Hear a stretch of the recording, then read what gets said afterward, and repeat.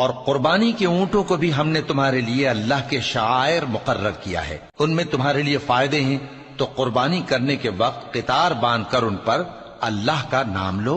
फिर जब पहलू के बल गिर पड़े तो उनमें से खाओ, और कनात से बैठ रहने वालों और सवाल करने वालों को भी खिलाओ।